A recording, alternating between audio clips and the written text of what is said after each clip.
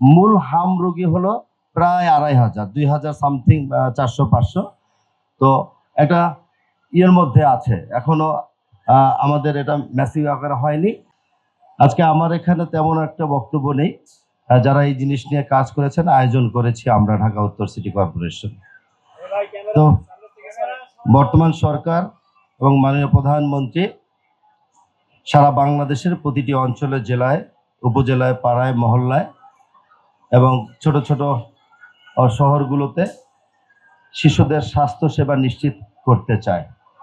এটা হলো মাননীয় প্রধানমন্ত্রীর একটা রাজনৈতিক অঙ্গীকার, বা নির্বাচনের আগেও বলেছিল। স্বাস্থ্য, শিক্ষা, বাসস্থান, বিএনপি এটাকে প্রতিশ্রুতি দিয়েছিল, এবং শুধু প্রতিশ্রুতি নয়, এটা বাস্তবায়ন করার জন্য উনি অতি দ্রুত সময়ের মধ্যে ইতিমধ্যে অনেকগুলো বাস্তবায়ন করেছে।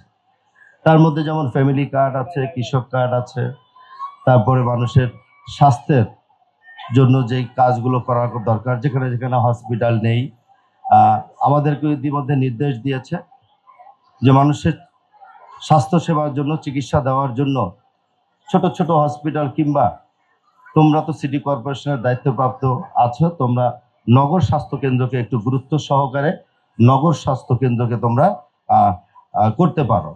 তা আমি আমাদের যেহেতু স্বাস্থ্য কর্মকর্তা আছে, ওনার সাথে অবভিয়াসলি প্রতিদিন কথা হয়। আজকে আমি এই উদ্বোধন অনুষ্ঠানে ওনাকে বলবো আমাদের ঢাকা উত্তর সিটি কর্পোরেশনের আওতাধীন যতগুলো নগর স্বাস্থ্য কেন্দ্র আছে কিংবা নেই, কি অবস্থায় আছে, আপনি খুব দ্রুত একটা চক আউট করে আমাকে দিবেন। আমি আপনার সাথে কথা বলে এটাকে সচল করার চেষ্টা করব, যাতে নগরে থাকা আমাদের স্বাস্থ্য সেবা নেওয়ার জন্য যাতে তাদেরকে আরো সহজ করা যায়।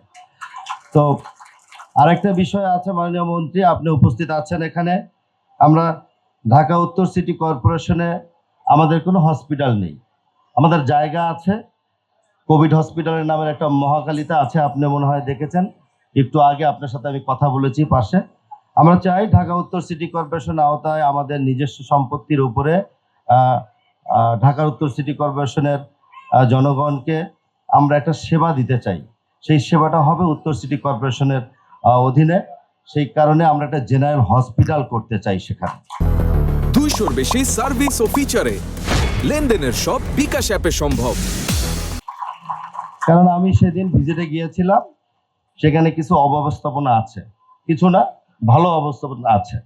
তা আপনি যেহেতু আমাকে একটা পরামর্শ দিয়েছেন একটু আগে, আমি সেই পরামর্শ অনুযায়ী আমি দ্রুত কাজ করব। তারপর আপনি যেভাবে বলেছেন আপনার কাছে যে আবেদন বা চিঠি, সেটা নিয়ে কাজ করে আপনি আমাকে সহযোগিতা করবেন বলে আশ্বস্ত করেছেন। তো এর বাইরেও আপনি যেহেতু আমার বন্ধু অনেক দিনের, এই কাজটা আপনার করে দেওয়া দরকার বলে আমি মনে করি। হ্যাঁ, যদি করে দেন তাহলে হয়তো আমি কৃতজ্ঞ থাকবো। ঢাকা উত্তর সিটি কর্পোরেশনের মানুষও সেবায় নিশ্চিত থাকবে, তাদের সহজভাবে গিয়ে তাদের চিকিৎসা গ্রহণ করতে পারবে। তো আজকে যেহেতু এখানে আমাদের উদ্বোধন ঘোষণার টিকাদান, এই টিকাদান কর্মসূচি সারা বাংলাদেশে হচ্ছে। আজকে 4টি সিটি কর্পোরেশনে হচ্ছে। কোথায় বলেন? উত্তর, দক্ষিণ এবং ময়মনসিংহ, বরিশাল। পর্যায়ক্রমে 20 তারিখ থেকে মনে হয় জেলা পর্যায়ে আছে সারা বাংলাদেশে।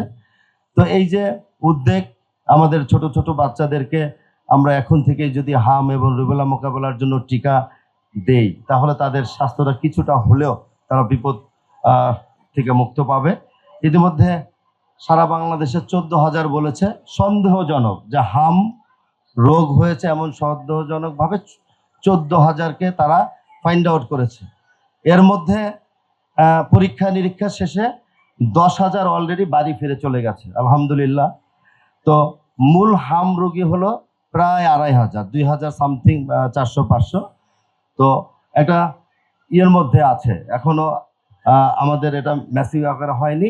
স্বাস্থ্য অধিদপ্তর এবং স্বাস্থ্য মন্ত্রণালয় থেকে টোটাল মনিটরিং এবং সর্বোচ্চ যিনি আমাদের নেতা, বাংলাদেশের অভিভাবক মাননীয় প্রধানমন্ত্রী জনাব তারেক রহমানের তত্ত্বাবধানে জিনিসটাকে আমরা নিয়ন্ত্রণে রাখতে পেরেছি।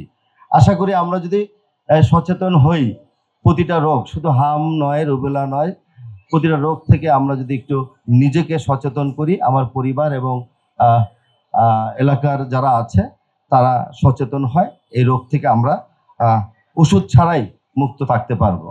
তো আজকে আমার সামনে দীর্ঘ 17-18 বছরের যারা